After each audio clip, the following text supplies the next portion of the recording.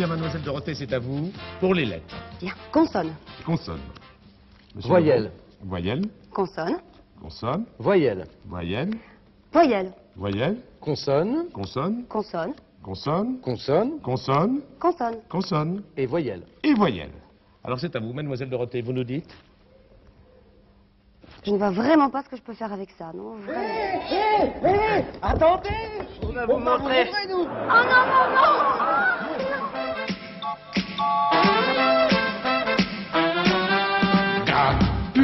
Bébé show. Coco girl et collabo. Cocorico Coboy. Cocorico Coboy. Cocorico Coboy. Coco Boy. Attention la vitrine, c'est à vous dans une minute. Oui. Merci. Oh, bah alors. Mais excusez-moi, mais c'est moi qui dois présenter, là. Non, non, pas du tout, c'est moi. Mais je vous assure, on m'a dit que c'était moi ce soir. Mais enfin, ça suffit. Puis de toute façon, vous n'avez pas présenté dans cette tenue en robe de chambre, non, ça va pas.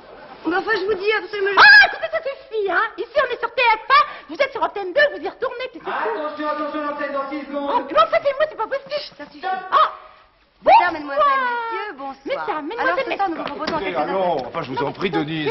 Pardon. Denise, un peu de dignité quand même. Dorothée, notre invitée ce soir. Oui. Alors laissez-la présenter la séquence qui va suivre. Une super production. Cocorico Coboy. C'est parfait, mais j'en parlerai au président Bernard Bougon, c'est un ami personnel. Bonsoir quand même.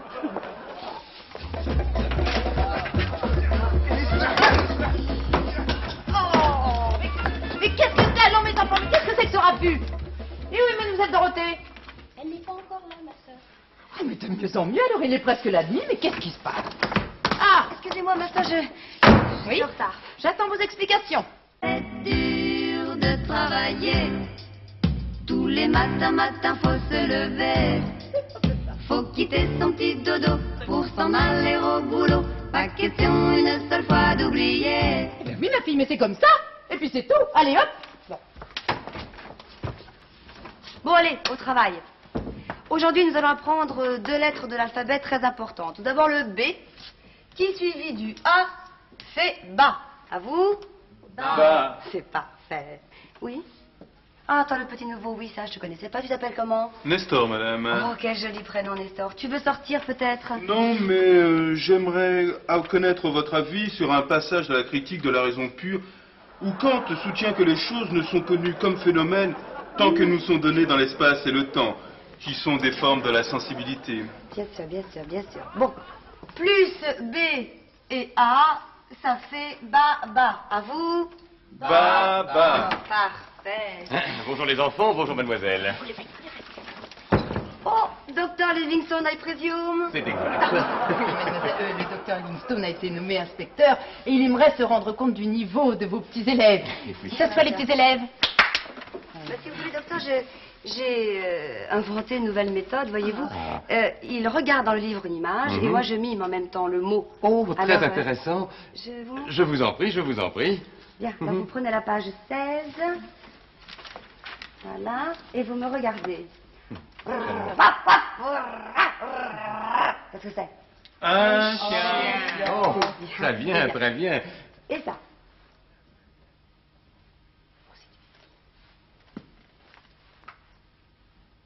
Qu'est-ce que c'est? Un escalier. Oh, mais c'est une méthode tout à fait révolutionnaire. Oui. J'en parlerai à l'académie. Puis-je me permettre d'essayer le mot suivant?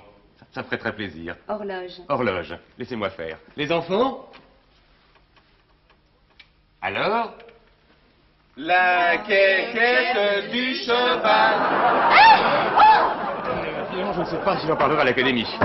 Au revoir, mademoiselle. Que pensez-vous de l'inspecteur, mademoiselle? Qu'il est gentil, qu'il a beaucoup d'humour, trouve ce qu'il trouve de folie, mais ne va pas t'imaginer que j'ai trouvé le grand amour. Faire une chanson qui aille dans toutes les maisons, il faut fredonner sans façon. Un petit air tout bête qui trotte dans la tête, 3 notes de musique, une petite mélodie sympathique, et puis frapper sur le piano, ré, mi, fa, sol, fa, mi, ré, do. Tout ça, c'est bien joli, mais pour avancer dans mon doctorat de philo... Bonjour mes enfants, non, restez assis, restez assis. Oh, docteur Livingstone. Appelez-moi Henri, vous me ferez plaisir. Oh, je ne veux pas. Mademoiselle Dorothée, il y a dans vos yeux tant de douceur et de mélancolie à la fois. J'aimerais savoir ce qui vous a conduit dans cette classe perdue, au milieu de la brousse africaine. Oh, Henri, c'est une bien longue histoire. Oh. J'aimerais tellement l'entendre, de votre bouche scintillante aux éclats vermeils. Tenez les enfants, je vous ai apporté quelques livres de bande dessinée. Amusez-vous en attendant. C'est pas comme ça que je vais avancer dans mon doctorat. Et maintenant, confiez-vous à moi, ma petite Dorothée. Confiez-vous au bon papa Livingstone. Oh, c'était il y a quelques années. J'étais alors une jeune fille ingrate, et un bon jeune homme pauvre m'avait épousée. Nous vivions chichement dans un F4 merdeux de la région parisienne. Bon, mon petit Lucien, tu manges pas? Je suis tout barbouillé. Ben, c'est pas de ta faute, mais t'as les dents, vraiment, ça me coupe l'appétit. Oh non, là t'exagères, j'ai juste quelques petits défauts physiques, mais c'est tout. Hein. Mais t'es laide, ma pauvre fille. Mais t'es laide. Puis au début, je me disais, je vais m'habituer. Mais plus ça va, plus t'en es dit. Écoute, je mettrai un masque, comme ça tu pourras manger tranquille, d'accord? Ah tiens, attends, j'ai une meilleure idée. Tiens, passe-moi le petit cochon. Notre cochon tirelire. Donne-moi ça. Ça peut plus durer. Ah Voilà. Qu'est-ce que tu fais, Lucien? Avec ça, on va te payer un chirurgien esthétique. Avec toutes nos économies? Oh, tu fais ça pour moi, Lucien? Bah, si ça peut me permettre de retrouver l'appétit, hein. Écoute, t'es pas très malin, Lucien, mais... Ah, je crois que je t'aimerai toute ma vie. Et c'est ainsi que 8 jours plus tard, j'entrais à la clinique du professeur Levaux. Un séduisant quinquagénaire. Oh là là, ils vont sûrement me violer, n'appelez pas au secours. Nous sommes des membres dissidents du FLNQ. Vous êtes retenus en otage en attendant qu'on accepte nos revendications. J'aimais deux pieds qui font de la musique. Clique dans la flaque, claque pour le flic. Clique, claque, claque, comme ça. Mais vous êtes casse-pieds, vous les terroristes. Vous arrivez toujours comme des cheveux sur la soupe. Mademoiselle Dorothée était en train de me raconter sa vie. Ben, qu'il continue, nous aussi, ça nous intéresse. Mais alors les viols, c'est pour quand? Une seconde, ma sœur. Mademoiselle Dorothée, allez-y, continuez. Alors, j'entrais à la clinique du professeur Levaux. Un séduisant quinquagénaire. Je me retrouvais sur le billard. Le beau visage du professeur Levaux était penché sur moi. Oui, bon, ben, on n'est pas sorti de l'auberge, hein. Il y a un de ces boulots là-dessus. Ah non, non, mademoiselle, ça c'est beaucoup trop petit. Qu'est-ce que vous voulez que je fasse avec ça? Non, il me faudrait carrément un marteau-piqueur. Puis, je m'endormis. Quelques heures plus tard, je me réveillais et je retirais mes bandelettes. Et alors? Je me regardais dans un miroir. Et alors? Alors, j'étais plus belle encore qu'Ornella Muti. J'étais d'une beauté qui me coupait le souffle à moi-même. Et ce qui devait arriver arriva. Le professeur tomba éperdument amoureux de moi, et moi de lui. Et nous décidâmes de partir loin, ensemble, pour refaire notre vie. On sera heureux. En Amérique, tout ira bien mieux. En Amérique, le ciel sera bleu. En Amérique, nous irons, toi et moi. Mais, au moment de partir... Où est passée ma valise? Je ne sais plus où je l'ai mise. Dedans, il y avait mes chemises, ma belle écharpe cerise et ma petite jupe grise. Mon mari Lucien fit irruption. Bien que sourd, il ne l'entendait pas de cette oreille et tira à bout portant sur le professeur Levaux.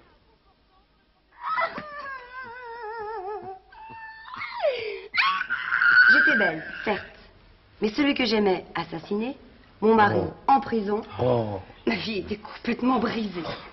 Mais alors, complètement. Pauvre petite Dorothée. Comme vous avez dû souffrir. Oui. Nous sommes des monstres de vous faire souffrir après tout ce que vous avez enduré.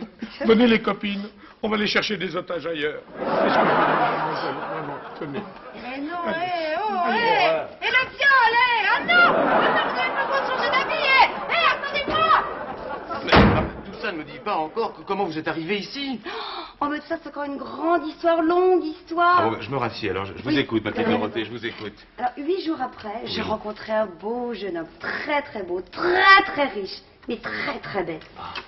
Alors, à tel point que je décidai de partir en Afrique, très très loin, pour être sûr que plus jamais je ne le reverrai. Enfin, il était bête à ce point-là. Oh, mais plus que ça encore. Écoutez.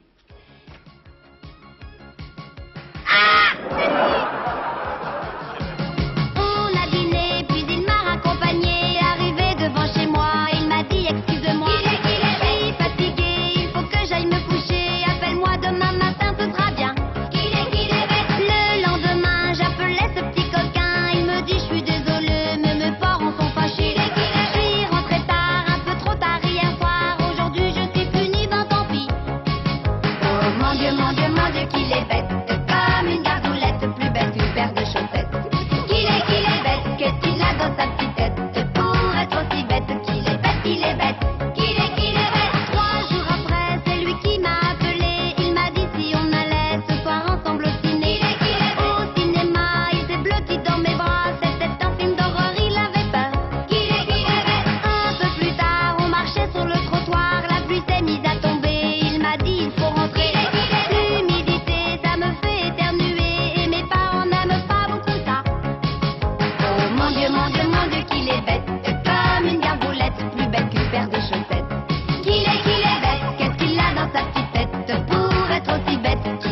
il est bête.